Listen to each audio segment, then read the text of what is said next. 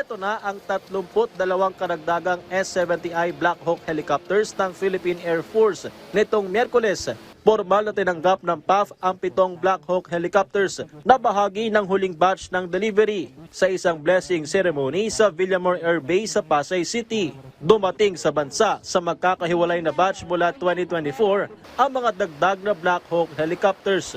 Binili ang mga ito sa Poland sa ilalim ng AFP Modernization Program Horizon 2 at nagkakahalaga ng 32 billion pesos.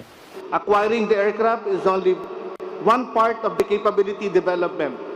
Our task now is to keep these helicopters ready, safe, sustainable, and available for the missions they are acquired to perform. Sa ngayon ay mayroon ng kabuang 47 S-70I variant ng Black Hawk Fleet ang PAF mula sa unang acquisition noong 2019, kaya't ang Pilipinas ang largest operator ng naturang aircraft sa buong mundo. Bilang combat utility helicopter, subok na ang Black Hawk sa security operations ng militar, maging sa humanitarian assistance and disaster response o HADR operations. Ide-deploy ito sa iba't ibang rehiyon sa Pilipinas. These Black Hawk helicopters can fly not only day but also night. It's an all-weather helicopter. It can provide the fast rope insertion and extrication system capability.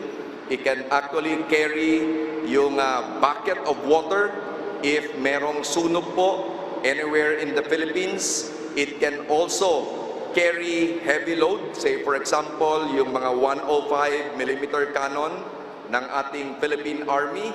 It can carry loads of cargoes, especially during HADR operations. Inaasahan namang magre-retiro na ang ilan sa mga lumang helicopter ng PAF, kabilang ang UE.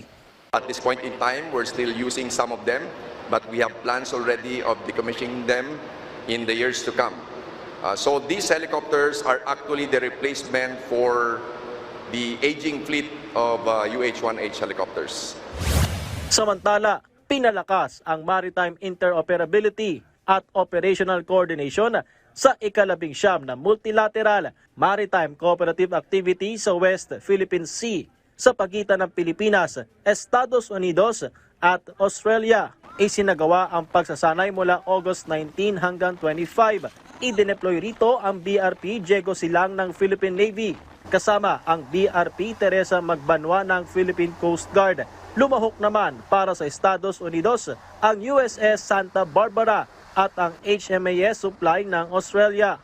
Bukod sa mga barko, may mga ginamit pang air assets. Sumentro ang MMCA ng 3 bansa sa communication exercise, maritime domain awareness, anti-submarine warfare at replenishment at sea. Ipinapakita rin dito ang pinalalim na defense cooperation ng Pilipinas, US at Australia at pagtataguyod ng kabayapaan sa Indo-Pacific region.